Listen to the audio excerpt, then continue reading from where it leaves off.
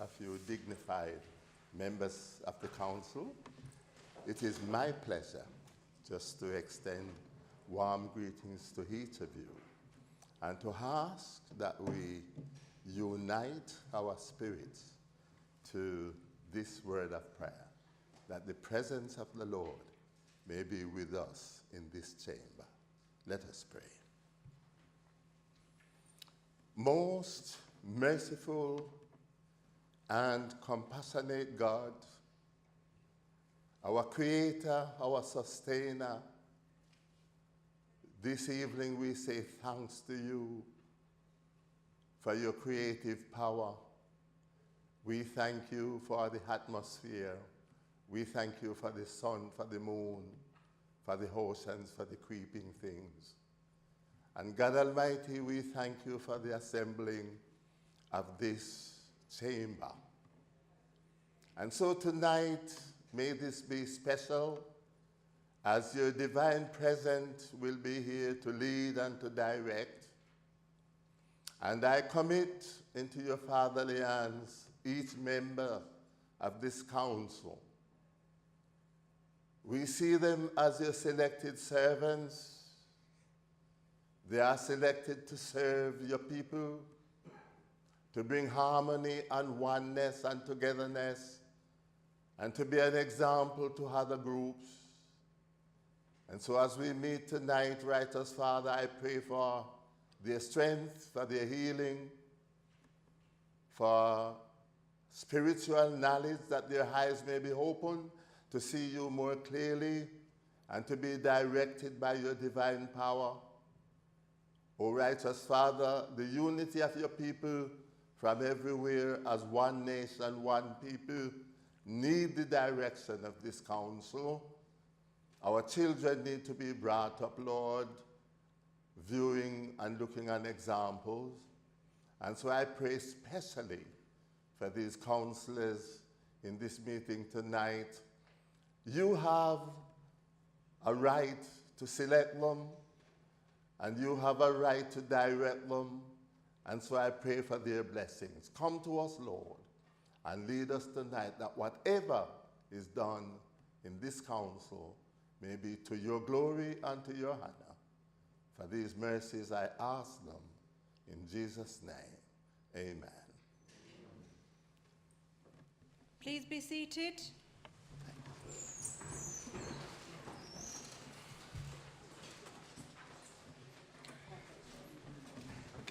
Thank you, sir. Yes, that's nice. Good.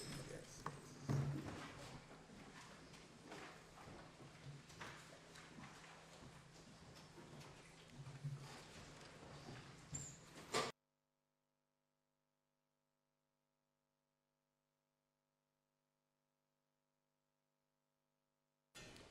Good evening and welcome to this meeting of the Council. Before we begin, would members please sit in their allocated seats, silence their mobile phones, stand up when proposing and seconding items, switch microphones on to speak and off immediately afterwards. If there is an emergency, turn left out of the chamber, follow the green emergency exit signs to the main town hall entrance and assemble in St. George's Square. Please note, this meeting is being live streamed to the public. Any members of the public present are entitled to take photographs, film, audio record and report on the business held in public, but must not act in a disruptive manner. If they do so, they may be asked to leave. It is my great pleasure to invite the new Chief Constable of Bedfordshire, Trevor Rodenhurst, to address this council meeting.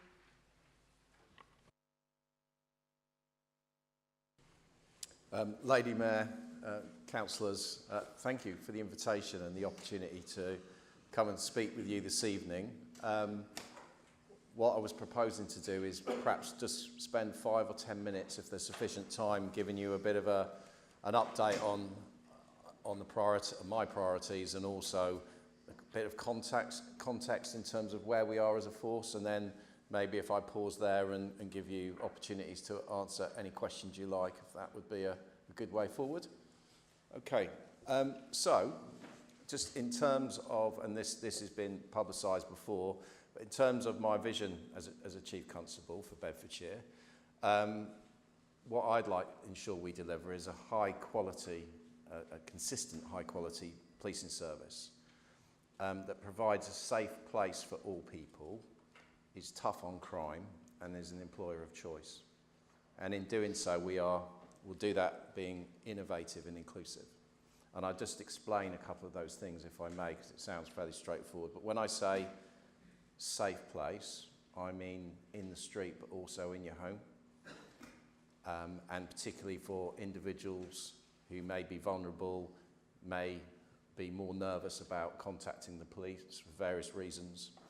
And when I say tough on crime, I mean tough on the crime that is causing the most harm. And what I don't mean by that is over-policed and under-protected, because some communities, when they hear words like that, will be concerned about disproportionate use of stop and search and alike, and that, just to be clear on that.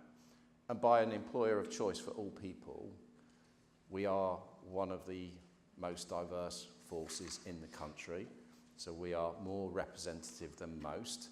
However, we are not as representative as the community currently is, and so there's more to be done. And it's not just about being diverse, it's about us being an inclusive organisation where people are not asked to leave their difference at the door. And I'm sure, given the national news of today, you will agree that that's a pretty important position for the police to prioritise. I've got 4 key things where there is a focus at the moment, and I'll probably just touch on the what rather than the how, but happy to take questions on that. So the culture of the organisation to deliver that is the #1 priority.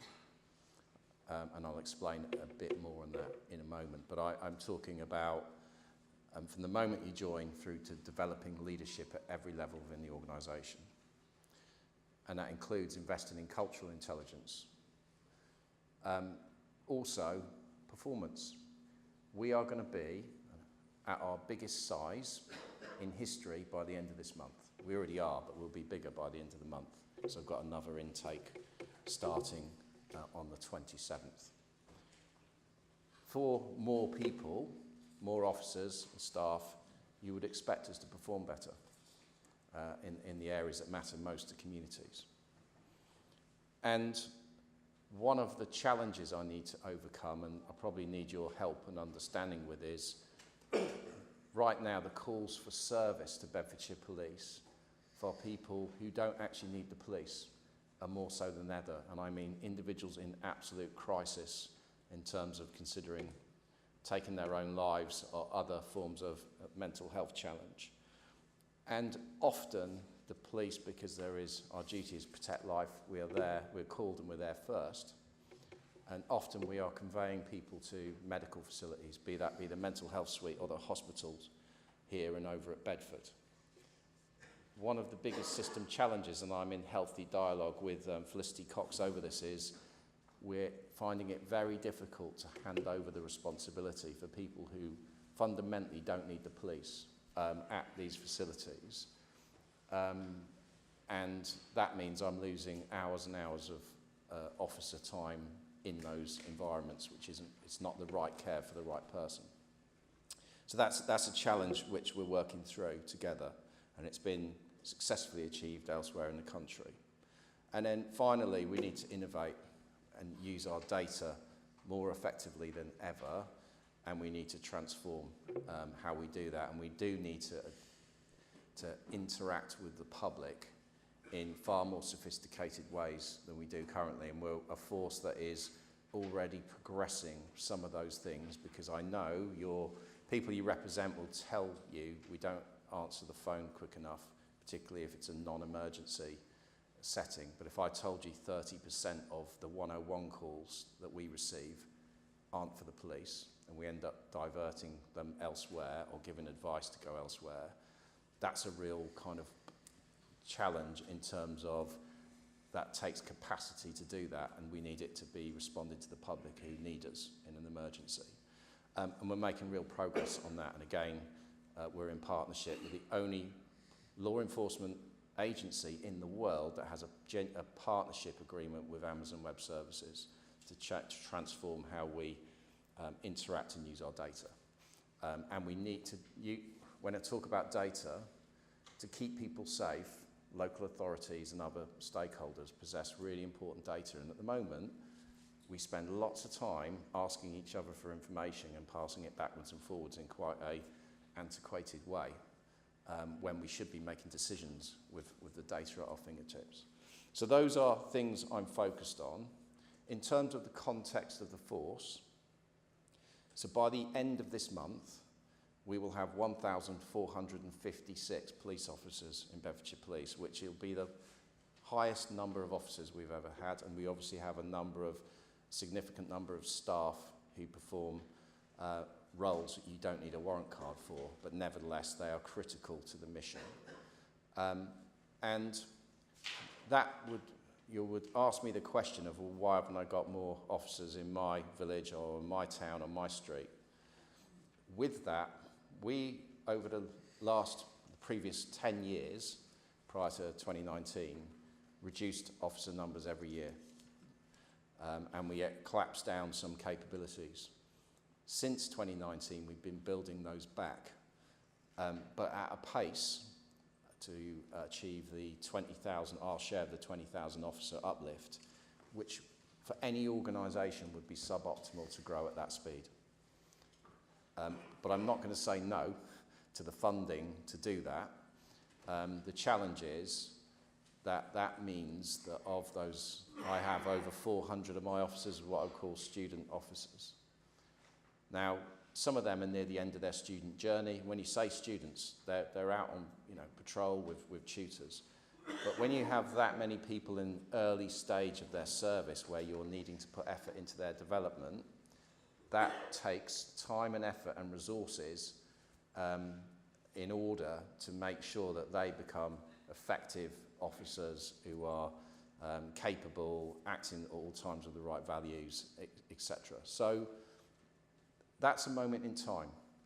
So they won't be students forever, but we need to invest in them, ensure that they have the best opportunity to thrive, to succeed, and to be as effective as soon as possible. So that does fast forward to a time where I will have more deployable resources. Right now I have quite a number of teams who are below strength and who are relying on the goodwill of individuals to work, go beyond, work the extra mile to deliver the service we need, and I need to bolster them before we can then increase resources, albeit I have agreed with the Police and Crime Commissioner that this coming year, as a result of the precept change increase, we will grow by an additional 10 officers, and I will prioritise them to community policing.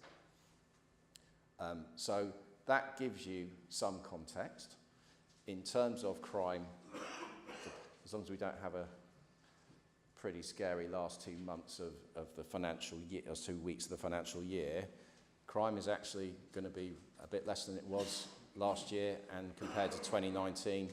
And in most areas you would expect Bedfordshire Police to be prioritising, we are moving in terms, I don't like league tables unless we are number one, but nevertheless we are pushing in the right direction, and indeed we're one of the top performing forces in the country, for example, for burglary right now, which is obviously important to residents.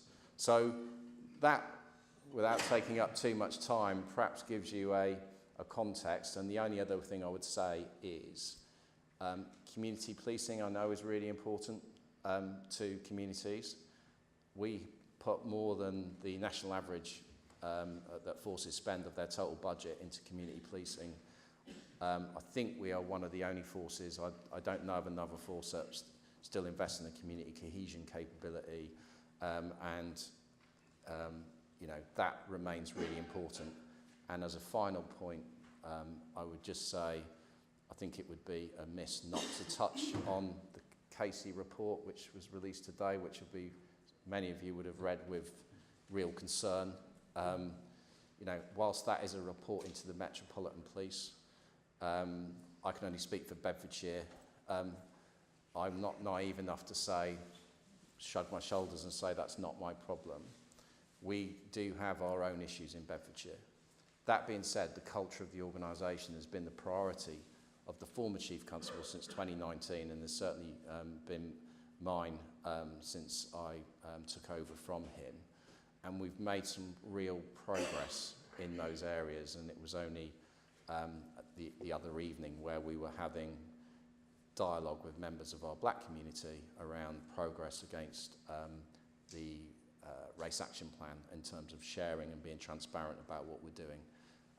In terms of some of the indicators of that, stop and search is a very emotive police tactic, and it is widely known that there is disparity in the use of that tactic and in many other areas, but in Luton, that disparity is the lowest that I think of anywhere in the country, which it wasn't always, which I would put as a key marker of real progress on that front. So I will stop there and take any questions, but when I sort of, say we're at a moment in time, we really are, and this is your police force, and those young officers are the future. And actually there's a lot of things that Bedfordshire is good at, and we need to build on that. Thank you. Thank you very much. Does any member have any questions for the Chief Constable? Aren't you a popular man?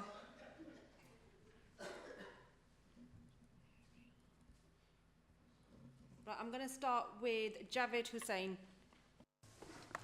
Thank you, Madam Mayor.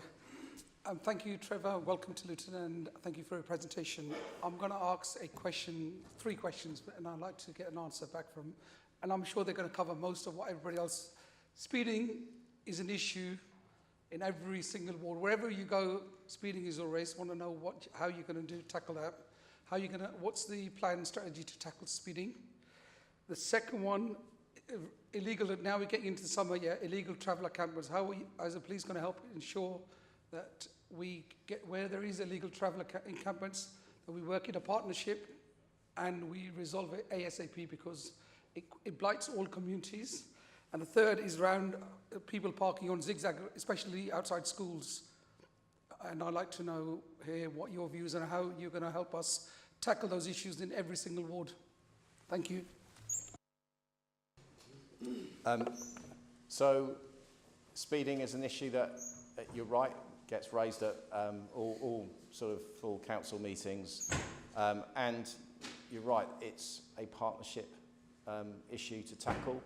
So, in terms of prioritisation, speeding in areas where people are being killed and injured will always be the priority of where we focus our enforcement efforts. That being said, our community teams, our special constabulary, your own members, we work really well together on some initiatives, and obviously one of the things we can really do about speeding is design it out. Now, I know that takes funds and efforts, but we need to have healthy dialogue about where we prioritise those efforts, because I know there is places where we can make a real difference with speed calming measures and that effort.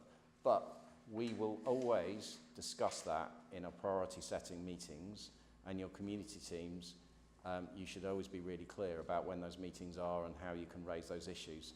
However, in some locations, this is raised as a number one priority, and from all of the information I have, it isn't always the number one priority in terms of harm to individuals, but there's definitely a perception issue with it, which we need to work together on. Okay, just quick supplementary to that would be, so we as a council, if we spend a lot of money putting in average cameras, the funds, when the parking ticket fines go to the police, is there any chance that you could help fund some of these average cameras? Because we know putting the parking skeins and all that, people are reckless and will fly over them, and the only way is to automatically do them is through average cameras. Is there any chance that you could provide some of the funding? Because actually it's the police who gets the ticket fines money. We don't see it. We spend close to circa £250,000, and we don't get any return for our residents on that, apart from safer drivers. Well, I'd love to come and stand there and say yes. The reality is, I have to recruit a certain number of officers. I have to do it because there is some consequences if I don't. But my overall budget isn't actually enough money. So we have a budget gap, and in this year I'm using £500,000 of reserves. So for every pound we spend doing something we'd like to do, it can only come from one place, because other than a few buildings and some cars, all of my costs are people. And I've mentioned the police staff, so the control room. The control room used to average 9,000 calls, 999 calls a month. We had as many as 13,000 in the recent month. So, however, you're right, we do get funds from those where we prosecute, etc. However, that takes a lot of processing, and fundamentally we do that with our two neighbouring forces, and that's essentially a self-funding activity. So we're not sort of making any profit that we can deploy. We're simply paying for the resources that do the processing and the courts.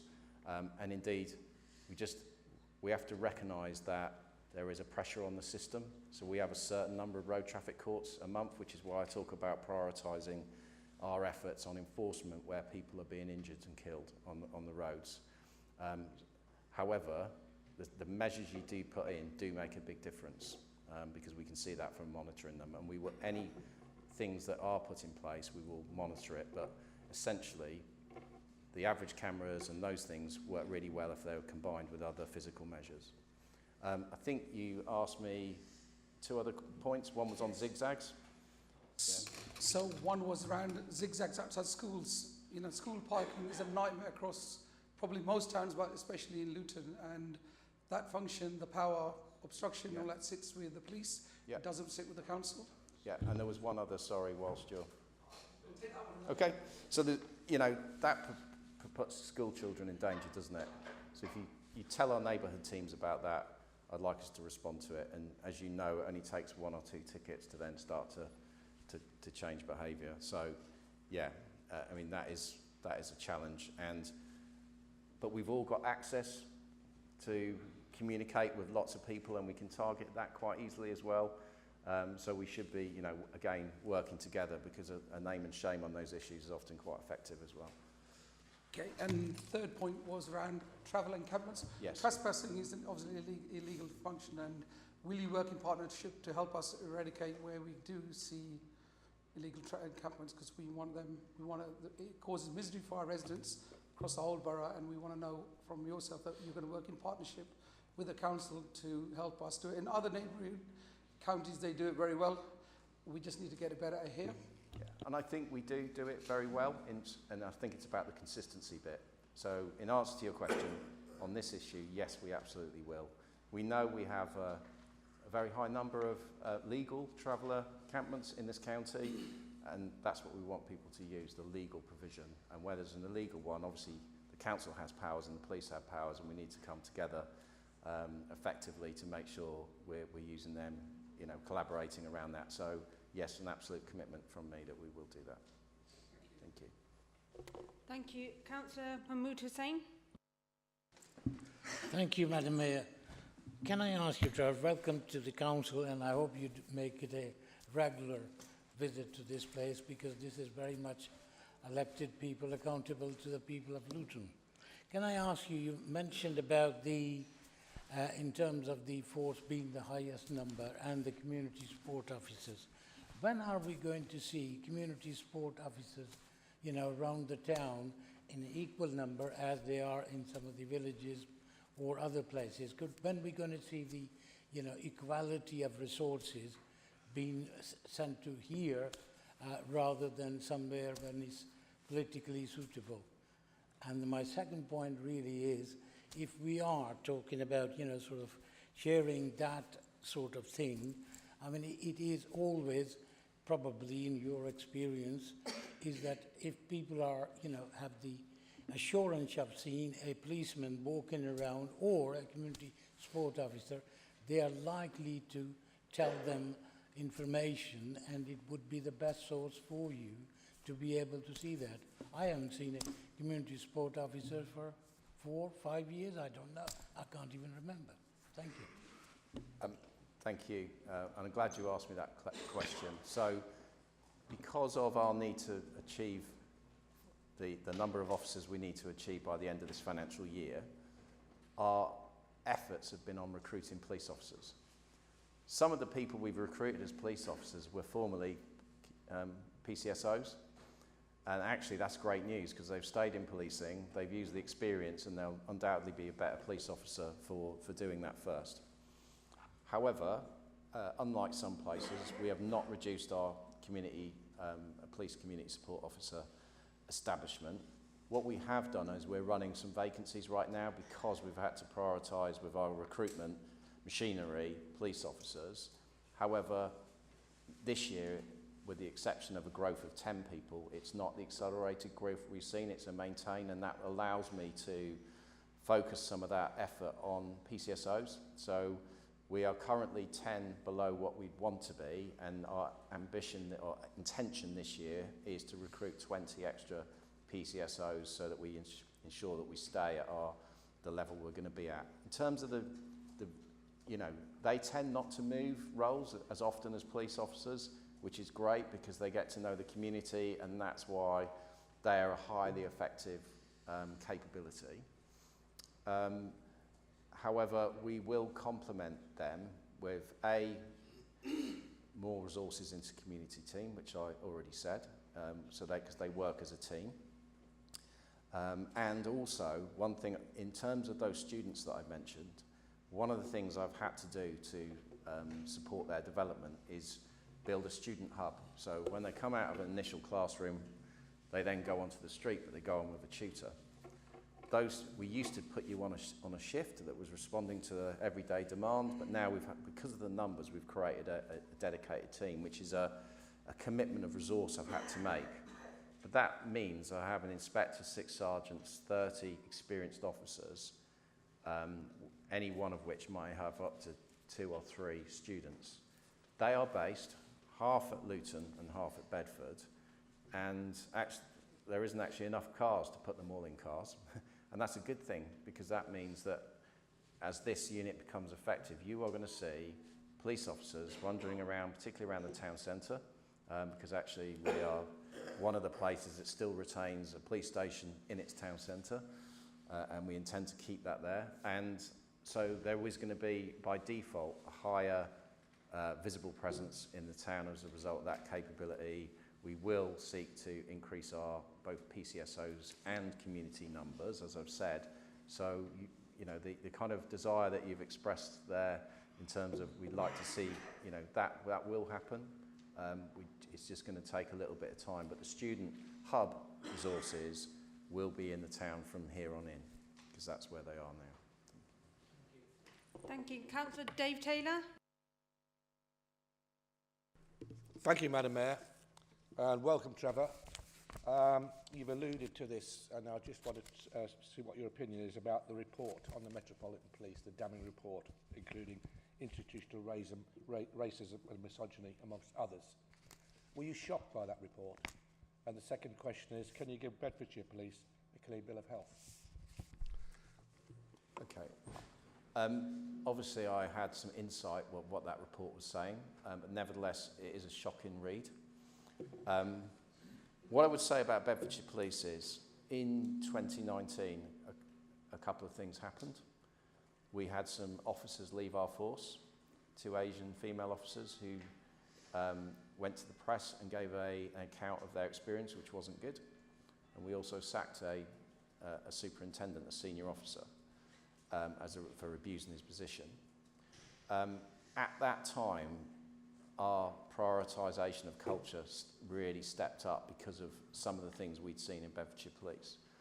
And because of that prioritisation, I've been in sessions where I've spoken to pretty much the entire workforce. I've certainly had every sergeant, every inspector, got chief inspectors in coming days, and a senior leadership team with the rest of the more senior part of the organisation coming up. And this is not a one-off.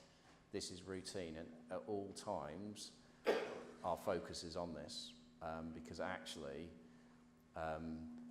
where individual officers' behaviour lets us down, and in the case of what we've seen in this report, in horrendous ways, that is so damaging to all of the trust and the effort that we put in together.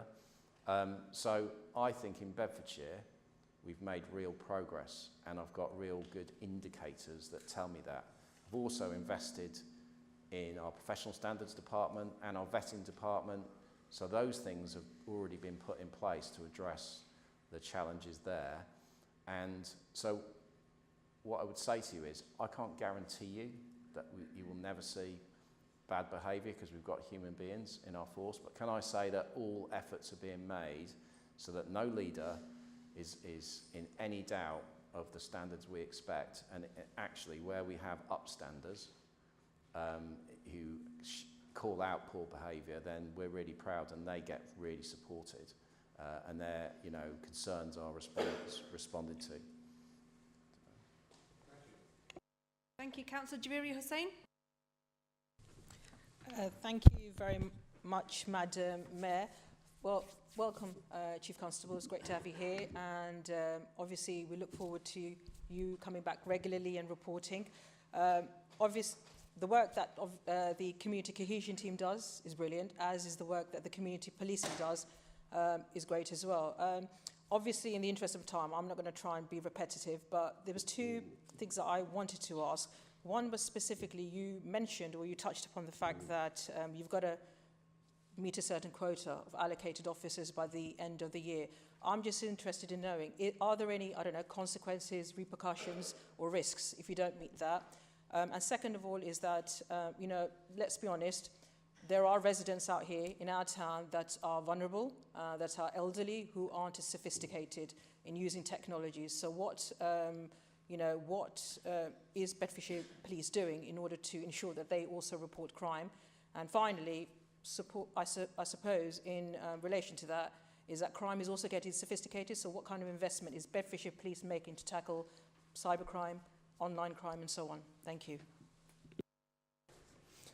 So I'll deal with the consequences first. So the uplift is my only target, because for every officer, were we to fall short of that, for every officer we fall short, there is a £40,000 fine from the government, so with withholding of those funds.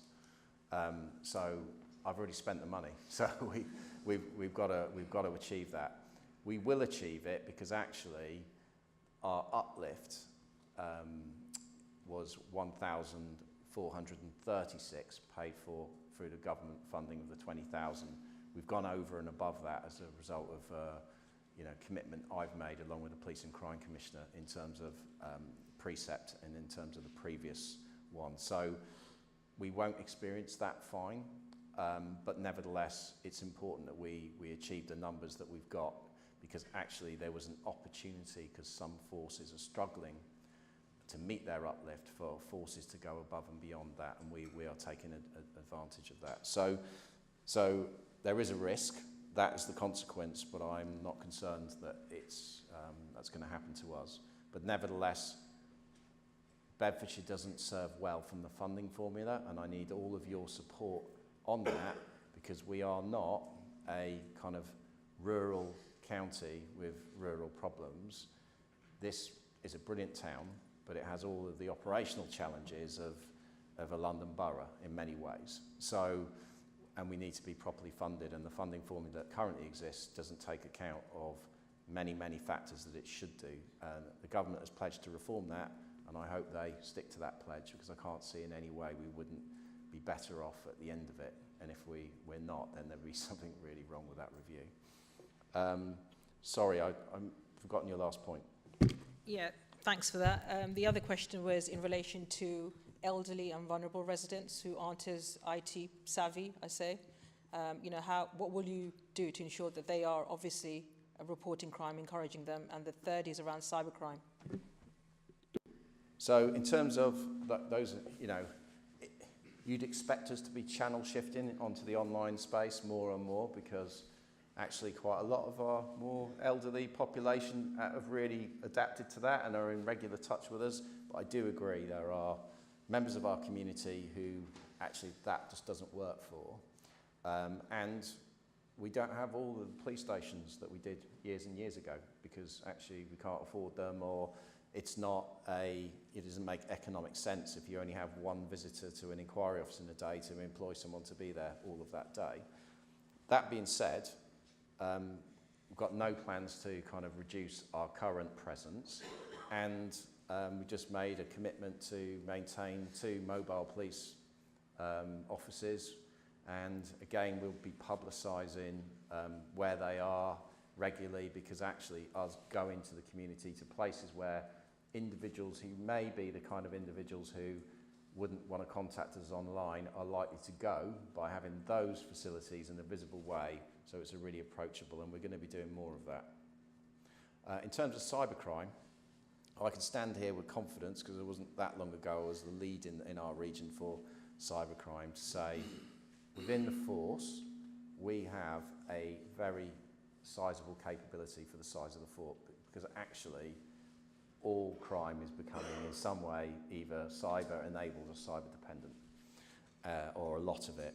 Fraud is the #1 reported crime, and most fraud these days is actually committed using technology. So I can say, whilst I would like more, we have a very capable cybercrime unit, dedicated cybercrime unit at the force, and we also, the lead force, as you know, for the Eastern region, and they have a sophisticated capability, which, and both of those operate hand in glove with each other and along with the National Crime Agency. So the force has probably invested more than most in that area, so we are on the front foot. Thank you. Councillor David Agleby. Thank you, Madam Mayor. Trevor, I think nobody is here more than happy to see you than me. And I want to put it on record, the reason why last week we had a debate about the police race action plan, and it was very lively, and some said even there were sparks flying, so I don't want to take too much of your time. My question is to do with how to change the face of the police force. The action plan did talk about black representation, leadership representation. If you look in this chamber, this is the leadership of the town.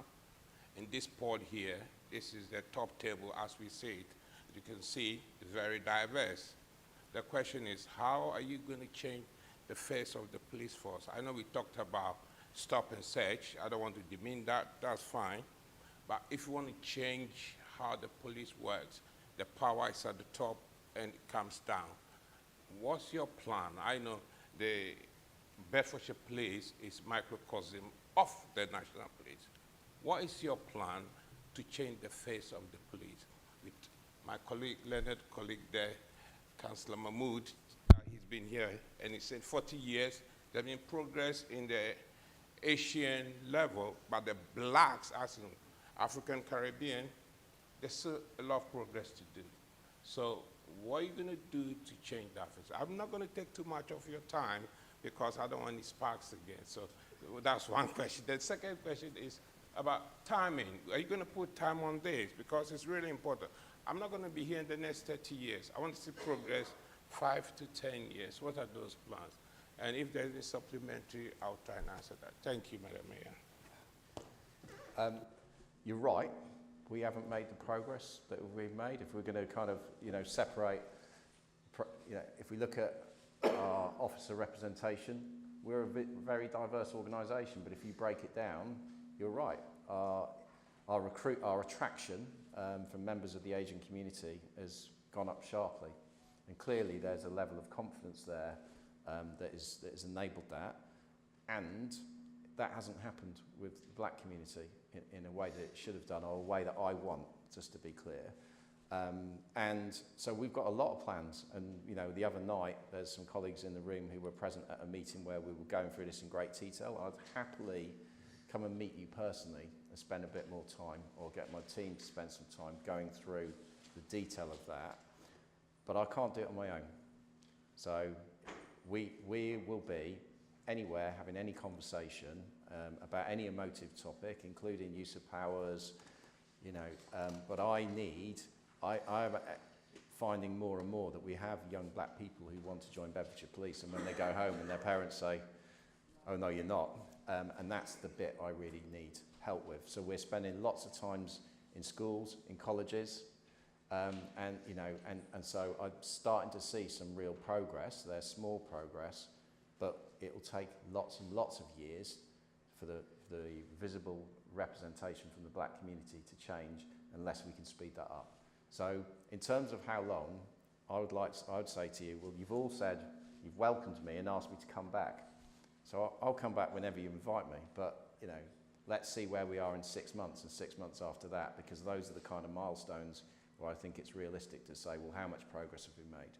Because it's only when we eliminate disparity, when we're having the right conversations in the right places, and the experience of all black people in Bedfordshire Police who've joined us is a good one, so that they are talking positively about the workplace and that they're being supported, not just to succeed, but to develop, thrive, and actually have, you know, an individual standing where I am at some point, you know, as a role model to young black officers. That's what we need. And Chair, that's the last question I'm going to ask. I don't want any sparks flying. What I want to know is, next time when we are coming, I don't want to talk abstract. If we can have the organogram of the Bedfordshire Police and then with the pictures to make sure that is it reflecting as this is here. That's all I'm going to say, and I'm happy to work with you. Thank you very much. Okay, so but on that point, I have an Asian officer who's one of my assistant chief constables. My highest ranking black officer is a sergeant. So there is a difference there which we need to work on. But thank you. Councillor Tom Shaw.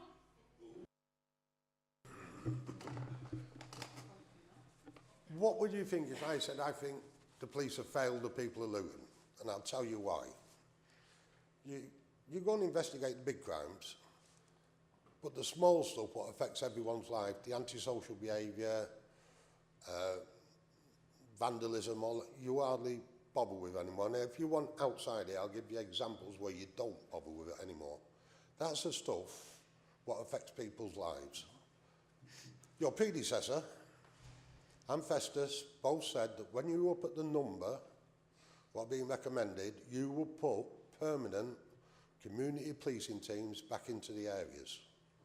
That will do more to affect people's lives than all the other stuff you're talking about. Number one, is that going to happen? Are you going to keep the promises your predecessor made and Festus has made? Number two,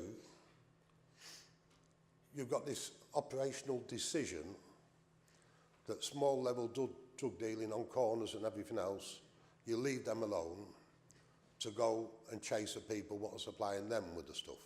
Understand why you want to do that, but you also understand that low level dealing on the street corners outside the shopping parades does more to affect the businesses in those shopping parades and the people's lives what go up them.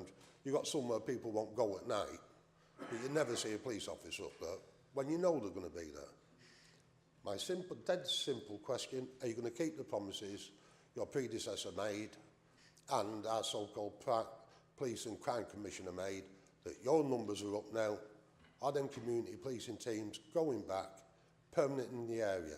Because the one thing the local youths what are doing the antisocial behaviour, they don't think that people know them anymore. They've got no respect for the police at all. They don't think people know them. But once you've got people based in that area for more than a couple of months, 18 months, 2 years, they'll get to know the families they've got to concentrate on. So you're going to keep the promises? Well, in terms of that, yes or no, yes. I said to you, under my predecessor's watch, our neighbourhood policing teams, we had 56 cops in community local hubs. And I've agreed that we'll increase that to 66. So I'm not just going to keep it, I'm going to grow it, but I'll put the people there as well. That's a permanent role. And right now I've got people queuing up who want to do that job, which is a good thing, because it's gone from the image of neighbourhood policing 10, 20 years ago, where it was lots of cups of tea and that sort of thing, to actually it's closure orders, it's warrants, but it's knowing your people.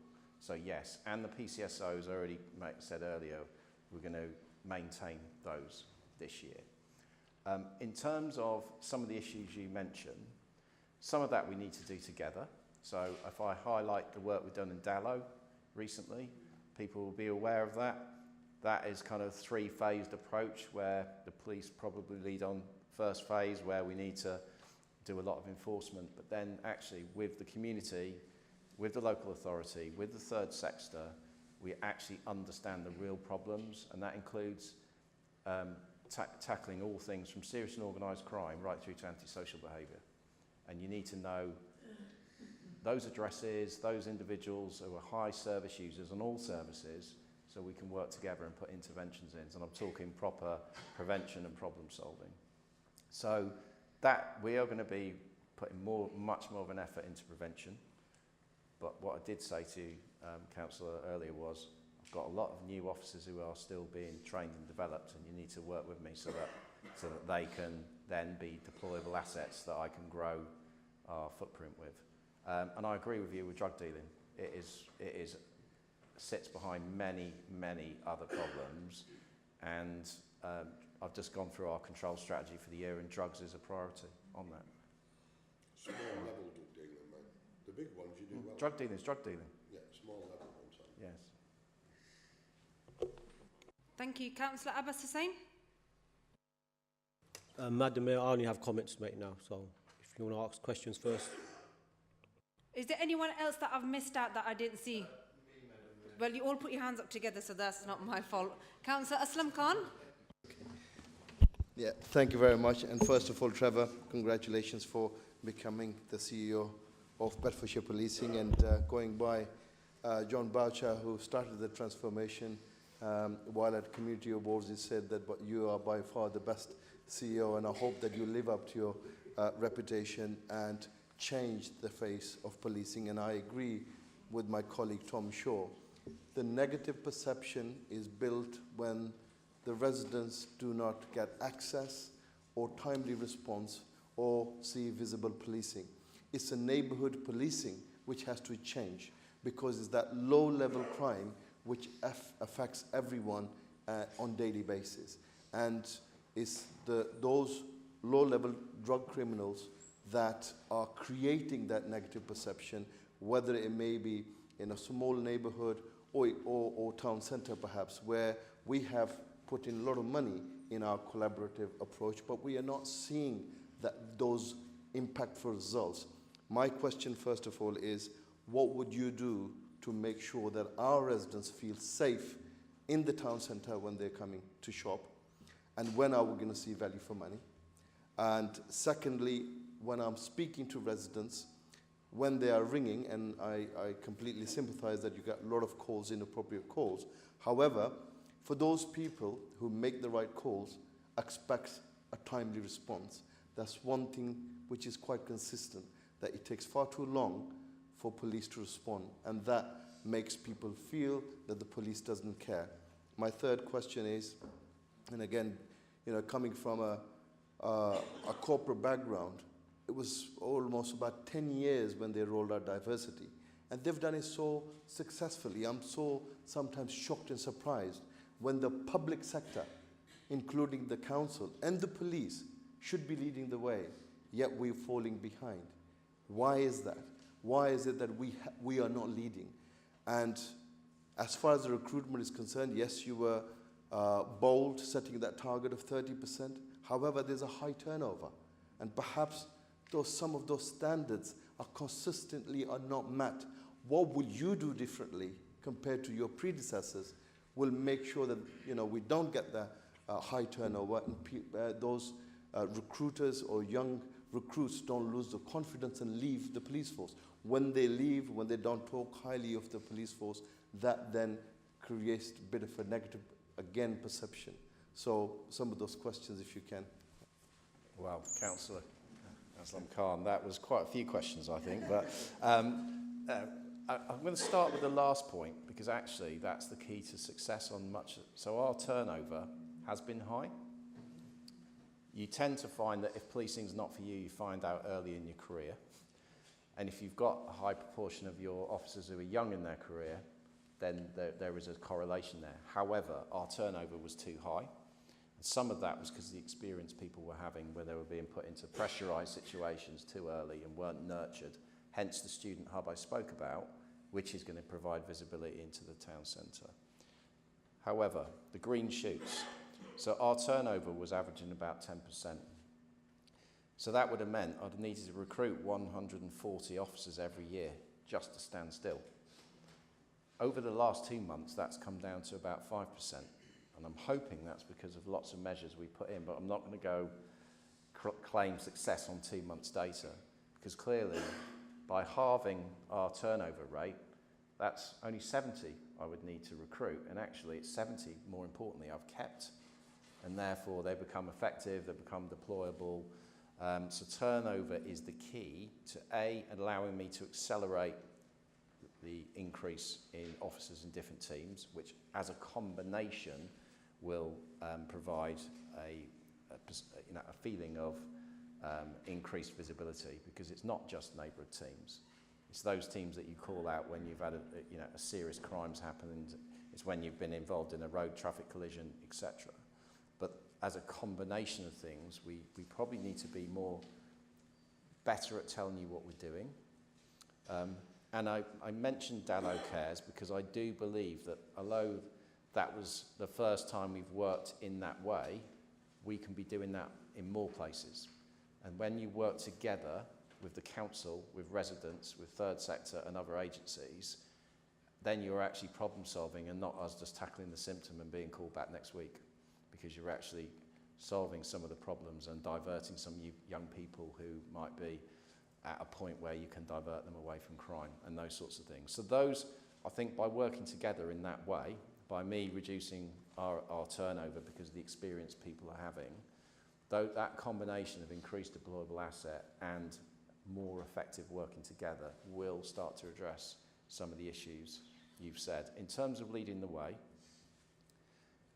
we've been, in terms of the race action plan, there's actually a national call to see what every force is doing, and we've been described as an icebreaker force because there's nowhere else that's doing quite all the things we're doing at the pace we're doing them. There's other places doing great stuff, and where anyone does great stuff, we will learn from them. But overall, Bedfordshire's being described as an icebreaker force because of the work we're doing, and that's not just the work we are doing on our own, because we're doing it because of the relationships we've got with the community and with our partners, because we've been having these conversations for quite a long time. And in terms of, you mentioned the former 2 chief constables, one of the things you've certainly got in me is we've got an evolution, not a revolution. So John did some brilliant work. Gary came in and did some more brilliant work, and I'm hoping to kick on from that rather than changing course in terms of some of the things that we've been doing, if that helps. Thank you. Thank you. Councillor Rob Roach. Thank you, Madam Mayor. Welcome this evening. Thank you. Just got a couple of points. You mentioned about London Borough, and you're dead right. We are a London Borough, and we should be funded as such, and we've always going to fight for that in this council. My first question is around about crime against women. Talking about the Metropolitan Police, today there was a statement made by a police officer of the Metropolitan Police saying that crimes against women in London, the low conviction rate has technically legalised the crimes against women, including rape. I just want to make sure you can reassure us that's not the case in Luton. And secondly, when you look at the issues around the Metropolitan Police, if I stand back, sometimes you have to question, I would question their recruitment process and the need to employ officers to the need of getting good quality officers. There's a difference. I think sometimes that could be related to some of the problems they may have now. And I just want to ensure that your recruitment process is tight, that we make sure we get good quality police officers rather than people because you need them. Thank you. I'll come on to the serious sexual offences and rape part in a moment, but in terms of the right people, we're one of the only forces that involves the community in our recruitment. So you're invested in that, in helping us choose our people.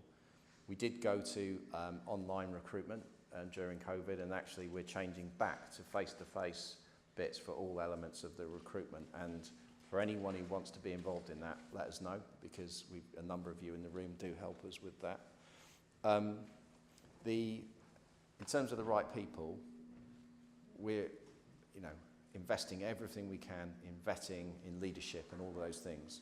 Undoubtedly, we recruit from the community and we have all kinds of prejudices within society, and inevitably that's not foolproof, but by having a workforce that as a collective is upstanders and not bystanders and calls out any misbehaviour, that's where we are on that. And that kind of links into the kind of attitude you mentioned. I can't speak for the Met, I can speak for Bedfordshire. male violence against women and girls, and so I don't use the term VORG, I use the term MVORG because it is male violence against women and girls. And as not just a chief constable, but of a father of a young daughter, and I live in the county, I don't want to be worrying, about the things that we all worry about when we hear of this. So that is a priority for our force in terms of the service we provide and in terms of the internally as well.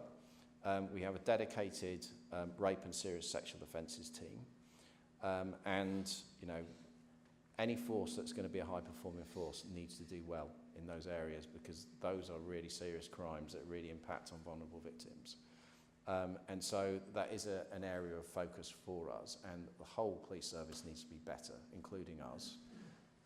But the spotlight's absolutely on those kind of offences. And you would have seen Project Firefly, which we are doing in terms of ensuring that the focus, you shouldn't be having to advise women on their personal safety when they go out. We should be focusing on male offenders who might be preying on women. And that's what we're doing with Project Firefly. So it's having anyone who's out having the awareness to call out to the hospitality industry, any behaviour that's poor, that anyone who feels unsafe can report to us the circumstances in which they feel unsafe, and we look at all of that. So it is, have my assurance on that. I want Beds to be leading the way on that area.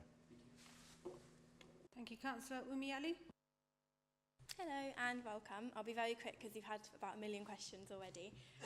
I just wanted to ask about what you will be doing about the on-street sex trade, which is happening around Luton, particularly in Hightown, which is the ward that I represent, where it's affecting not only the residents, but it's also affecting the women that are being exploited by men who are being sold their bodies are being sold, and it's the antisocial behaviours that surround the on-street sex trade is a major issue all around Luton. The other thing I wanted to mention, which Rob has basically mentioned and you've answered already, is about violence against women. Misogyny is on the rise, domestic abuse. 1 woman every week dies at the hands of their partner. What will be done about that? Thank you.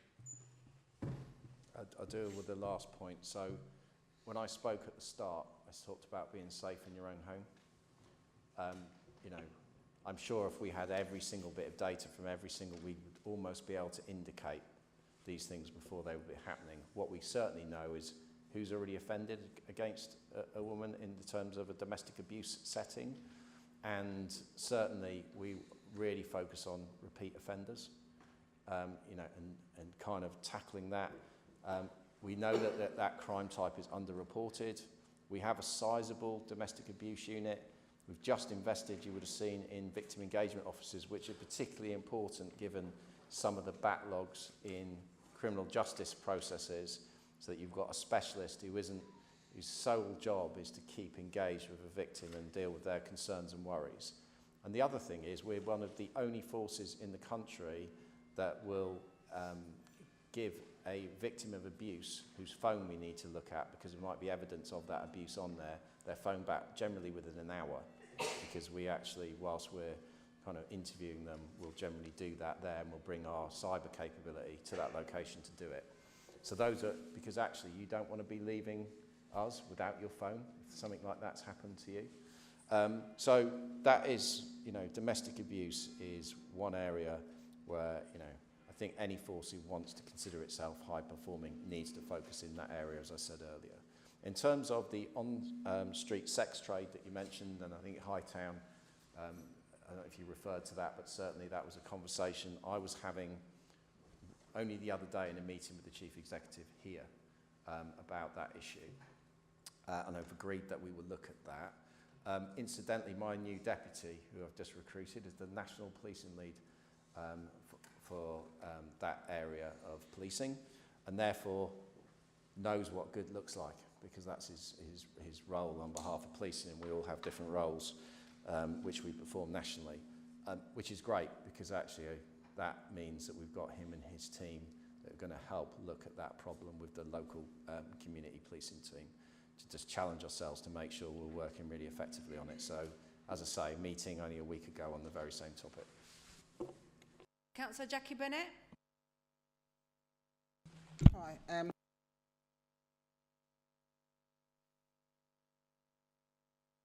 I'll make a suggestion. First of all, building on what my colleague made, David Eggleby, with regards to the race action plan, I feel it would be useful and maybe helpful that you come to the chambers on a yearly basis, as we've got the Black Lives Matter motion that we passed in 2021, and that is being reported back on an annual basis in March.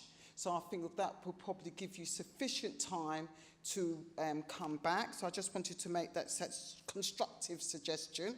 Number two, I just wanted to ask, what are you doing with regards to serious youth violence? Because it's significantly changed during the austerity, and how it's manifesting itself with young people and the type of activities they're going in. So I would like to know what you're doing, because we've lost several generations, and what are we going to do to catch those now? Because, as my colleagues have said, crimes has become more sophisticated. I mean, I've lived here since 86, 87, and where I live, twice in 1 year, the house opposite me was skunk, weed. That's in 30 odd years, and that's in 1 year. So I need, and I think everybody would need to know what you're doing with regards to that, the adaptations. And I think for me, I just wanted to make a suggestion. You talked about representation on the panel, but what I find, and I'm sure my other colleagues will find, when we have to do it for free.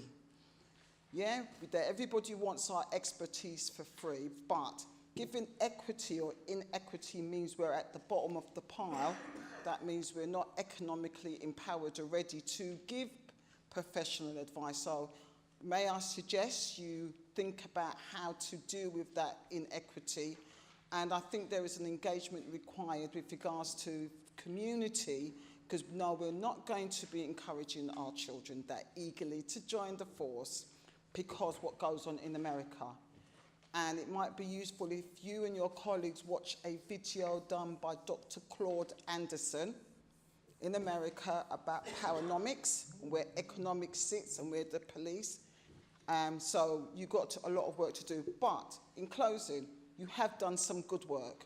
You are leading the way and doing much better than the Met. And no, I'm not surprised. Why would many of us be surprised of where the Met is? Because if you don't take challenge, and I think that's what you and your colleagues, but that's the system. The system never likes people like myself and my councillor, David Eggleby, to challenge, because it always feels very uncomfortable. But we only challenge because we want improvement. So may I suggest, if you and your colleagues embrace us that wants the better, but challenge, we might get faster outcomes. So there's a couple of questions there. Thank you. So I think, Councillor, we need to be telling you what we're doing and also listening to your feedback in terms of what we should be doing or how we should be doing it differently. We'll come to any forum to answer those, have that conversation, you know that. So in terms of your suggestions about the economic challenge, I'll reflect on that. So in terms of your invitation back, yes please, I'll be here. And so in terms of serious youth violence, so I was saying everything's a priority. We went through it this afternoon. There isn't everything, as if everything is, nothing is. But of the number of things in terms of vulnerability, exploitation, which clearly rape and domestic abuse sit under, in terms of serious and organised crime, and in terms of then neighbourhood focus, which I think serious youth violence sits under, that again is a priority for us. We have GRIP funding, so we get funding to do hotspot policing. So we are, and that is making a difference in terms of serious youth violence, which, whilst there's too much of it, it is reducing. You know the work that Kimberly Lamb does with the Vero and young people. That's probably one of the most mature units of its type in the country. So we are diverting a lot of young people as a result of the work that her and her team do.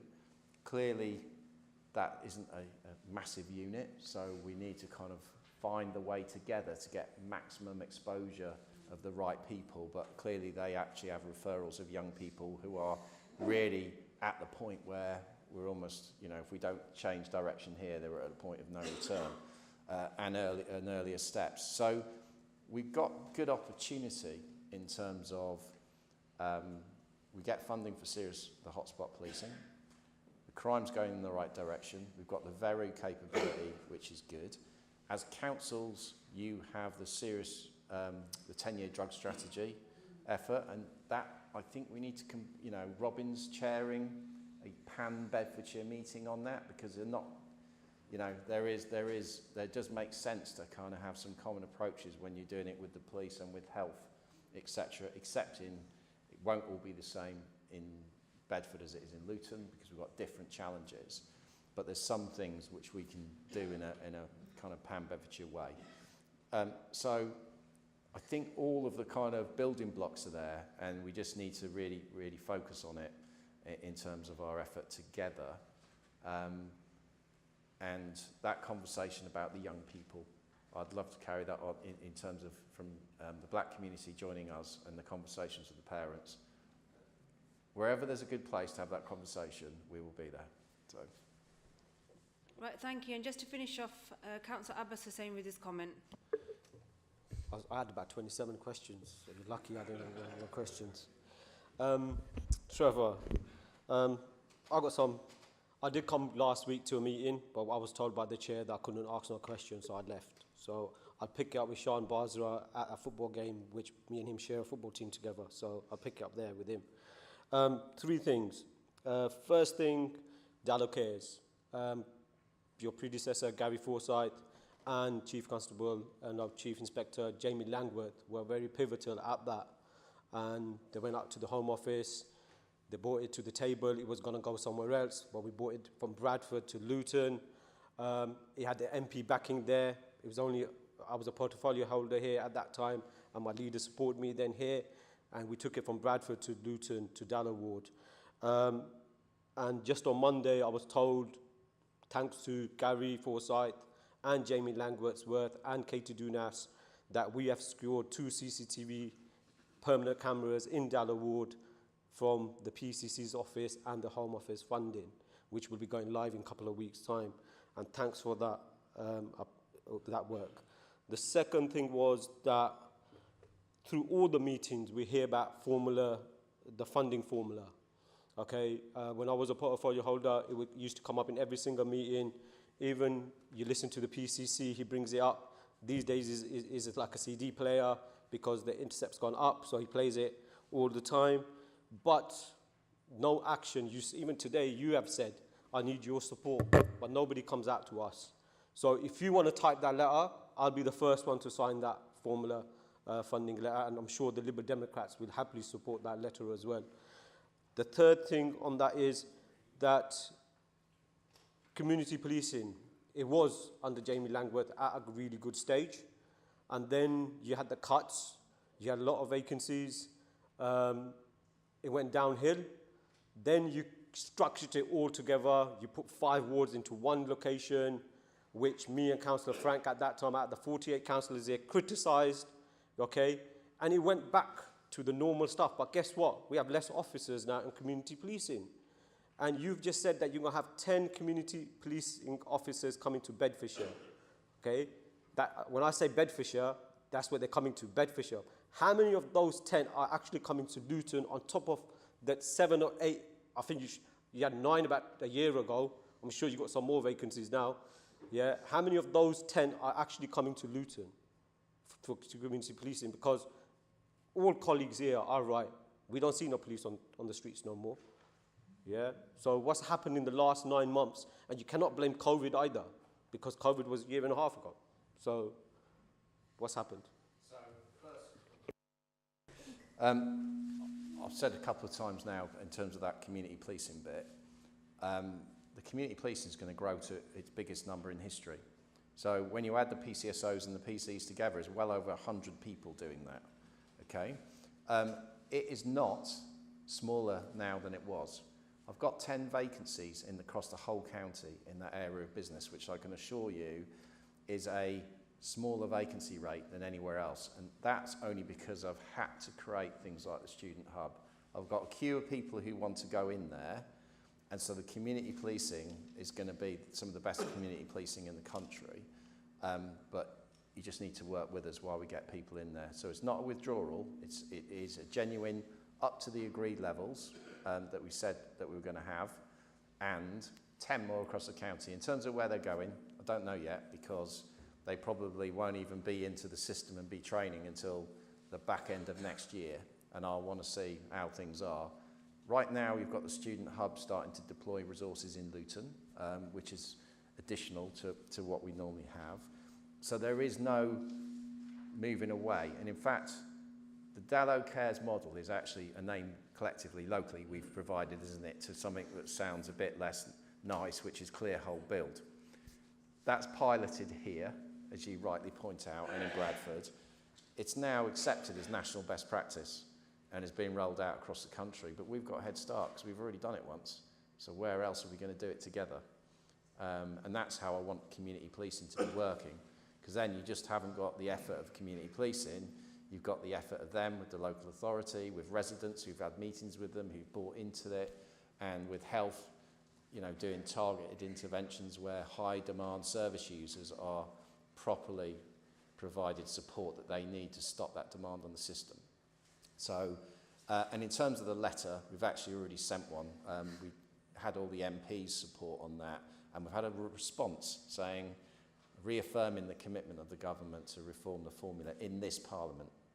Let's see if it happens. Yeah. Good luck. And Trevor, you may be pleased to know that's the end of the questions and comments.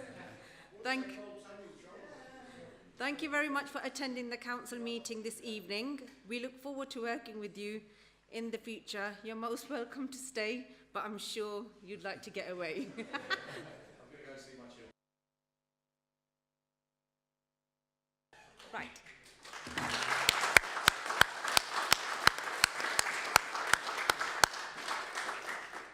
The first item of business is to receive the minutes of the meeting of the council held on the 20th of February 2023 as set out on pages 5 to 9. Please note that the minutes of the last meeting should have recorded Councillor Pett's apologies for absence. Subject to the inclusion of Councillor Pett's apologies, does the council approve the minutes and agree to me signing them as a correct record? If any member objects, please indicate. Otherwise, I will assume all members are in agreement. Agreed. Thank you. Are there any apologies for absence from this meeting? We have a number of apologies, Madam Mayor. Councillors Malcolm T. Malik, Masood Wahid, Young and Councillor Chowdhury. Alan Skeppelhorn, Madam Mayor. Right, thank you for that. Members, please note that voting will be by exception. Rather than calling out each member's name to record their vote, I will ask members to indicate if they wish to vote against a motion. If no member votes against, I will declare the item carried. The outcomes will not be recorded in the minutes unless 6 members of the council indicate that they wish for this to happen in accordance with Standing Order 20.2. I invite the Executive Leader, Councillor Hazel Simmons, to address the meeting at this, our last diarised meeting of the full council this municipal year. As this is the last council meeting of this administration, it is the usual practice to acknowledge the hard work of all councillors and the dedication of those councillors that are particularly not coming back after the May elections. Obviously, this meeting is before the close of nominations for candidates for the election in May, so I appreciate the numbers could change. However, the information to date that I have is that there will be 13 members who will not be standing again. Between those 13 will be many years of public service on behalf of the council and the people of Luton. I would therefore formally move that the council minutes its thanks to all 13 and to wish them well for the future. There are 4 members within the 13 who have each served over 20 years' service. These are Wahid Akbar, who has served 24 years, during which time he was an executive member and a mayor of Luton. Gilbert Campbell, who has served over 20 years. Sian Golding, who was also my deputy and portfolio holder for Regeneration and has served 20 years, and I was particularly pleased that she officiated today as one of her final tasks at the opening and launch of the Luton Dart. It reminded me of the years we spent together on the investment framework. Finally, Peter Chapman, who is standing down and has served over 32 years. I am sure we will all agree that 32 years is an incredible service to the public, Peter, so very well done. And can I wish you on behalf of all the people here... Oh, well, they've got it down as 32, so we'll correct our records. Well, 36 is even better, isn't it? Yeah. So, anyway, however long over 30 years it is, Peter, well done. It's a great achievement. And well done to all members who serve. Being a councillor and representing people is an honour and a privilege. It can be rewarding, but sometimes thankless task. But it is rarely easy and never boring. People who become councillors do it because they want to help people. And whatever party we all represent here this evening, all councillors dedicate their whole life to working for communities in one way or another. Therefore, can I thank you all on behalf of the council for the sterling job that all members have done over the last 4 years, and wish you all well for the future.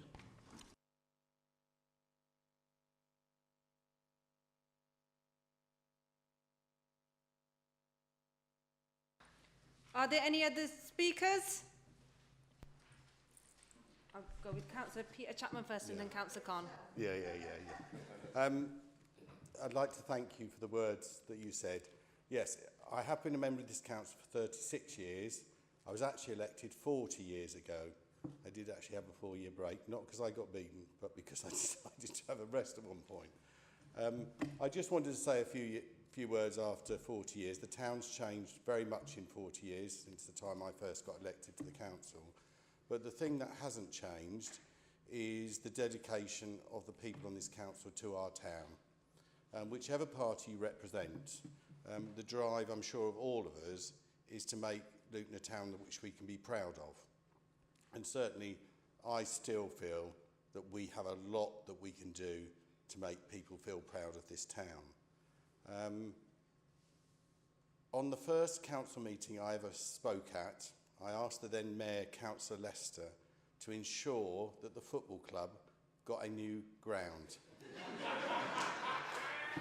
In fact, I implored that he didn't allow the football club go to Milton Keynes. He told me I was out of order for raising the issue. But however, it's something, as you know, I've been passionate about during those 40 years, and I just hope that the council enables the club over the next 4 years to actually achieve that objective that's been there for so long. I'd like to thank the officers for the hard work that they've done over the years, that whenever I've dealt with them, you know, they've always been very helpful. They continue to be helpful. And the one thing I would say is I do hope that the new council that's elected deals with a couple of issues that encourage people to become councillors. If I had my way, there would be a development of the committee system so that even if you keep the cabinet system, you develop the committees that really do allow backbenchers to feel more part of what goes on in this council. I'm also going to say something, which I can say it now, because it doesn't matter what happens, is do look at the allowances for the councillors. You know, if we want to encourage people to participate in this council, it's harder and harder for people, and particularly people with families and younger people, to participate in this council. Councillors should not be in it for the money. But we've ended up with a situation here where the parties in Luton, where it's competitive, have avoided the issue.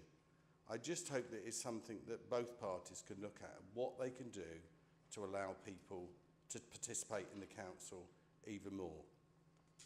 So I'd like to say thank you for all the kind words that have been said.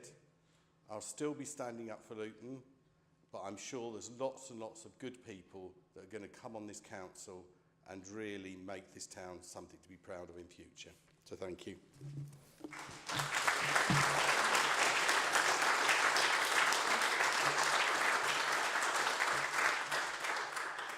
Councillor Aslam Khan. Yeah, thank you, Madam Mayor. I just felt compelled to thank our fellow colleagues that who may not be coming back to this chamber, whether they are with the Labour Party or the opposition.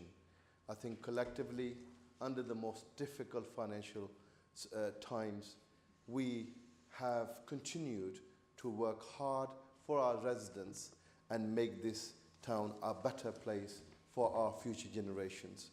Some of the colleagues who are not here were inspirational for people like me to join politics and to serve the people of Luton.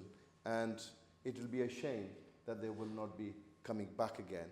And we certainly have had, very mixed, but I think very fruitful relationship with the opposition. And Peter, having those challenging and very thoughtful challenges, certainly brought the best out of some of us, and you certainly will be missed. But I just want to take this opportunity to thank from bottom of my heart. It is quite right, a very thankless job.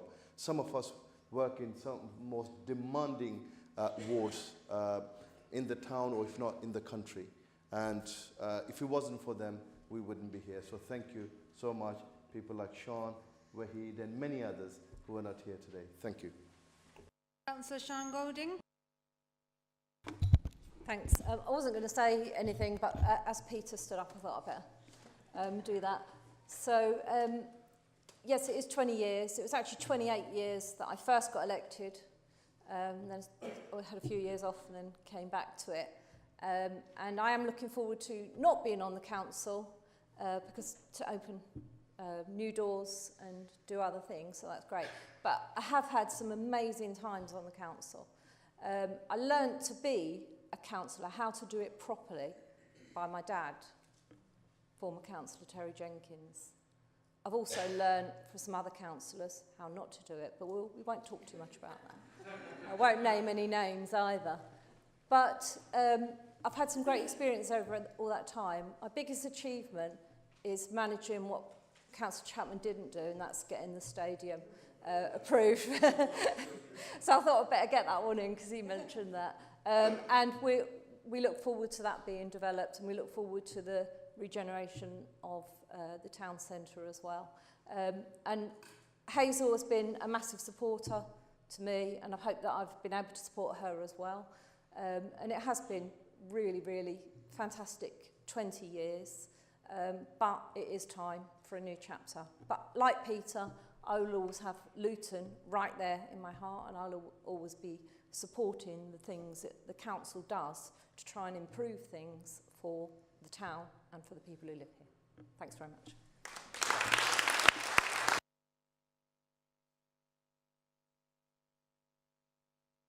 Are there any other speakers?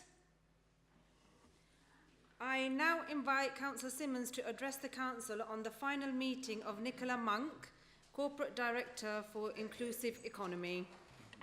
Thank you, Madam Mayor. I would like to say a few words about Nicola, who has been with us for 24 years and has now decided to move on. Nicola started as a consultation and community engagement manager way back in 2000. And we were joking about it the other day, weren't we? She then moved on to become our Crime and Disorder Reduction Partnership Manager and then Strategic Manager, Community Safety and Civil Protection in 2011. I think she collects long names in her job titles.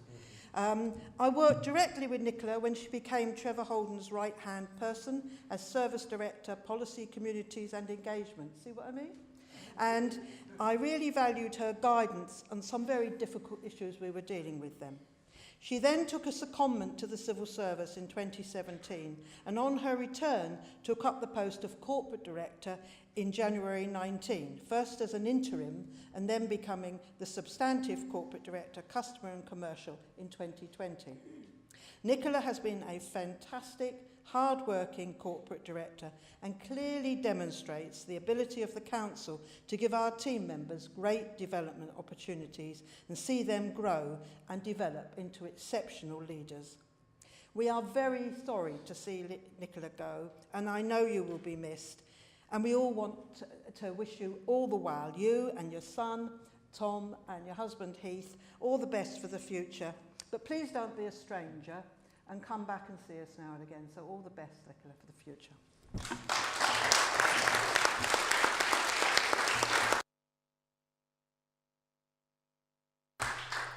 I invite Nicola Monk to come to the dais to be presented with a certificate acknowledging her work.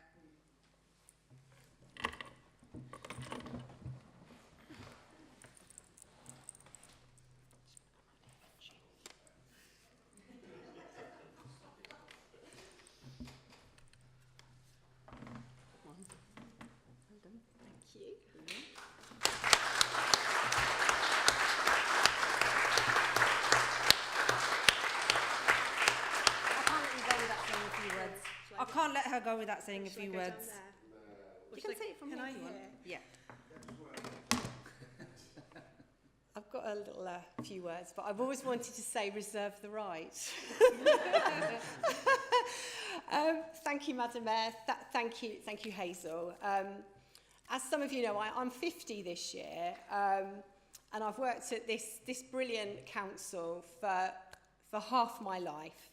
I've worked for 3 leaders. I've worked for Lord Mackenzie, Councillor Franks, and Councillor Simmons. I've worked for 7 chief executives, and as Hazel said, I've had nine different jobs. This place, this council, has shaped me, really shaped me as a public service leader, the leader I am today. You have challenged me, and we've used that word's been mentioned a lot today by the Chief Constable, by Peter and others. You've challenged me. You've provided me with opportunities. You've made me smile. At times you've infuriated me. But you've been good to me. You've provided me with lots of support, and you've been kind. Luton is really a family affair. It is like a family here in this council. My husband, many of you know, we go to civic events together, and you will remember Tom as a newborn. He is a 16-year-old now, and he is 6'2", a big strapping lad. So you've been with me on all of that journey, and I really thank you. But this chamber to me really symbolises what's so real about Luton. We laugh in this chamber. We cry in this chamber. We celebrate success in this chamber. But most of all, democracy, local democracy is meted out in this chamber. And that's so strong for this country.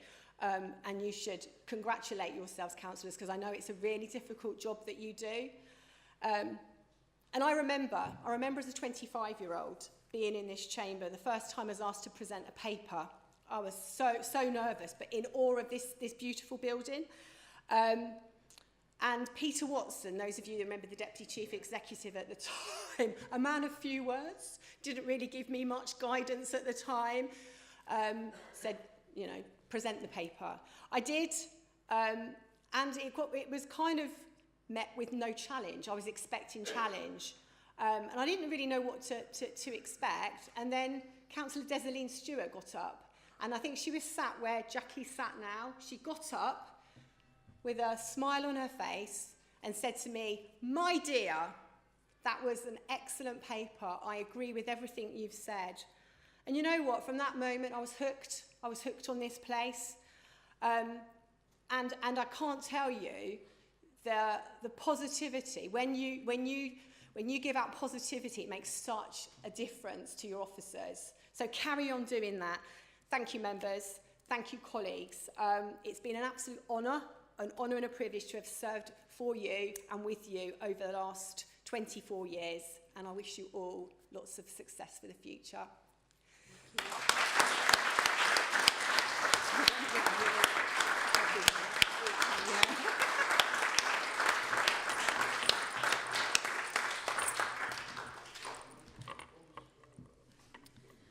Would members Members, please note that the Luton Sankofa UK event is taking place in the Council Chamber at the Town Hall on Saturday the 25th of March 2023 from 3 p.m. to 7 p.m. Please do attend if you can. Please... You're not allowed to yawn out loud. Also, can members please note that I shall be holding a charity dinner on Thursday the 27th of April at Savci Turkish Mediterranean Restaurant in Stopsley. Further details to be provided in due course.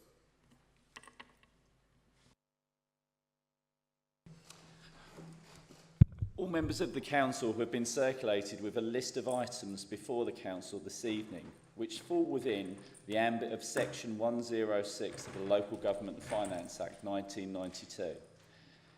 Any member affected should disclose the fact and refrain from voting on any of these questions relating to those items. Madam Mayor, we can note there's no Section 106 disclosure received this evening. Moving on to disclosures of interest. We currently have no disclosures of interest. However, we want to know, and we would like members to note and be aware, the notice of motion at the agenda item 10.1 impacts any councillor who works for a local authority if they are likely to benefit financially from a successful outcome of the pay claim advocated by the notice of motion.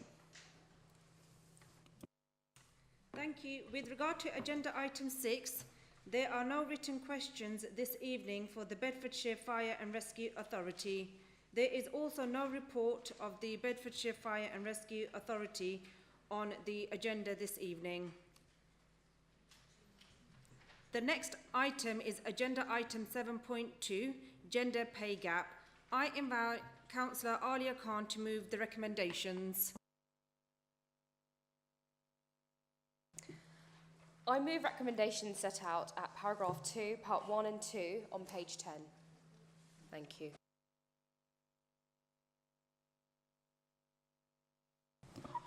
Members, we've just been advised that there are members in the chamber this evening that need to disclose with the last motion that we spoke about with 10.1 with regards to the pay motion.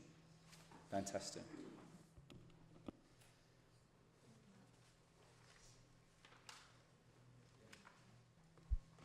Fantastic. So we've got Councillor Goodin, Councillor Malik, and fantastic. Councillor Simon, same Councillor David Chapman. And Councillor Chapman as well. Thank you, Rob.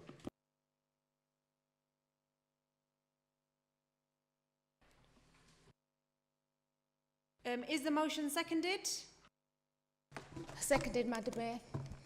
Are there any questions? Councillor David Franks. It won't keep you very long, Madam Mayor. It's just, I understand the figures have to be reported in a formula laid down by the government, and I'm particularly looking at the quartile chart on page 21 of this evening's agenda. Under D, we have a vast number of people with a huge range of salary incomes. At the lowest, you're probably earning something like £36,000 a year, and at the top end, £180,000, £190,000 a year. I do understand it has to be put this way because that's what the government demands. It would be helpful if additional information could be given in future, breaking that group down into some more sensible parameters. And that's all I'm asking for the future. If that could be done, I think it would be helpful. Yeah, no, that can be done, and that's been noted. Thank you, Councillor Franks. Councillor.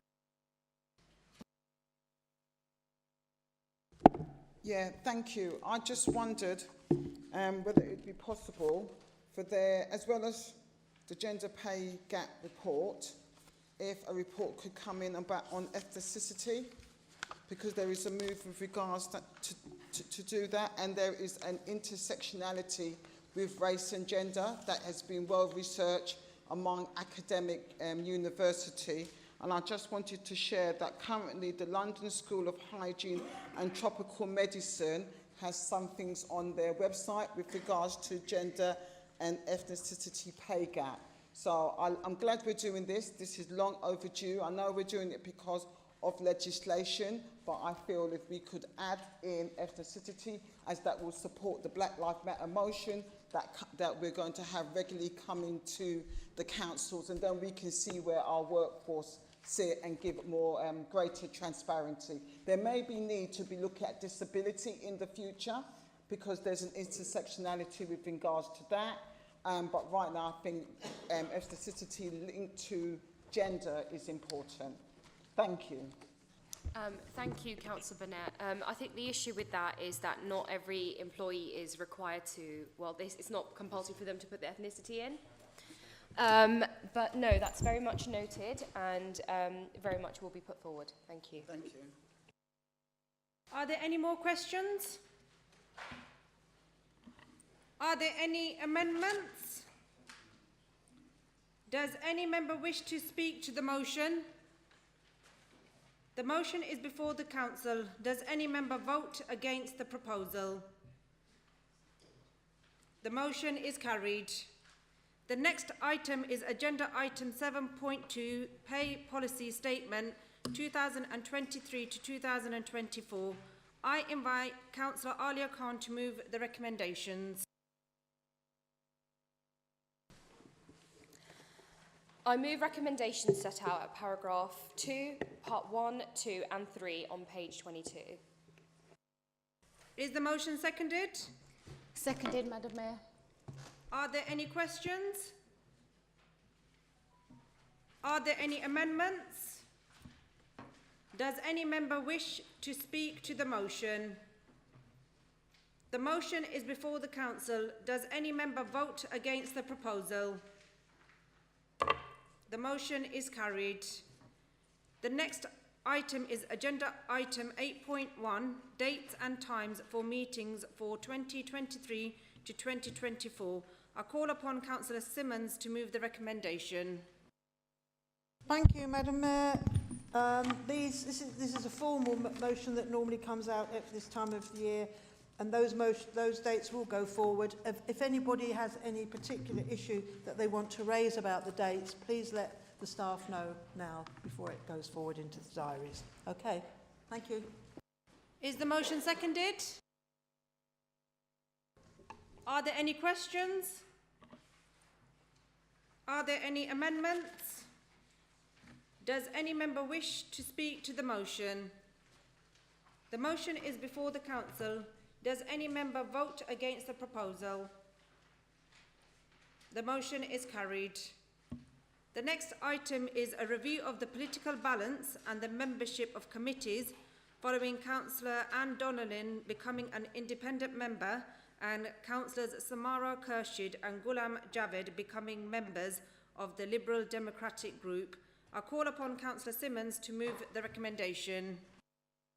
Thank you very much, Madam Mayor. I formally move the resolution which speaks for itself, and under the items that require Labour Group membership, I would move Alia Khan to take on the position of Overview and Scrutiny Board and Scrutiny Finance Review Board, and also Alia Khan to take on the position on Development Management Committee.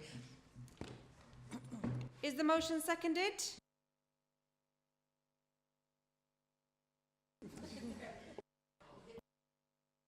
Are there any questions? Are there any amendments? Does any member wish to speak to the motion? Councillor Franks. Yeah, thank you, Madam Mayor. I'm called upon to make some nominations, and I'm proposing that the Liberal Democrat vacancies on the committees are filled as follows. Constitution Committee, Councillor Ghulam Javed. Administration and Regulation Committee, Lee Bridgen. Audit and Governance Committee, Steve Moore. Petitions Board, Jeff Petts. Now, I understand that for all of these, a Labour member is retiring from these committees in order to create the vacancy. It would be good to know which members, in fact, are doing so. Thank you. I'll come back to David on that. Okay. Does any other member wish to speak? The motion is before the council. Does any member vote against the proposal? The motion is carried. The next item of business is the notice of motion set out at agenda item 10. I call upon... Madam Mayor, can I just interject? I have it recorded, please. That I've given my notice of interest in this. It's not because I have anybody who works for the council, but because I'm part of the LGA decision-making body in this matter. So can that be... Thank you. Sorry, Madam Mayor, can I just declare a personal interest, but not a prejudicial one? Right, Mark? Yeah.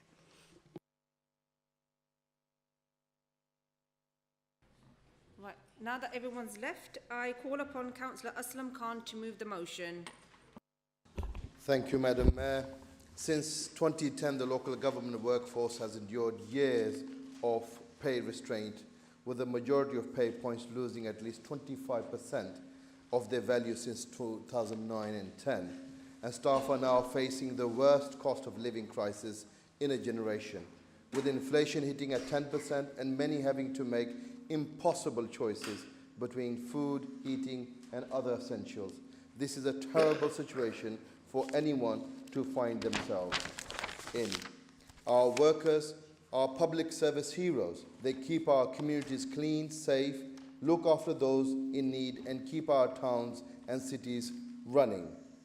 Recent research shows that if a government were to fully fund the union's 2023 pay claim, around half of the money would be recouped thanks to increased tax revenue, reduced expenditure on benefits, and the credits increased consumer spending in the local economy. So therefore, with this motion, we support the pay claim submitted by Unison, GMB and Unite on behalf of the council and school workers for an increase of RPI plus 2%. And I'm hoping that we get cross-party support in this. Thank you. The motion is before the council. Thank you.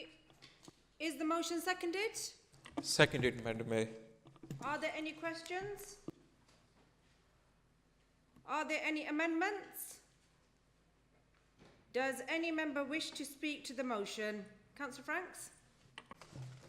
Yeah, thank you, Madam Mayor. A rather oddly worded motion. I fancy it's probably been through several iterations and no doubt been edited by both accountants and lawyers before it actually reached us.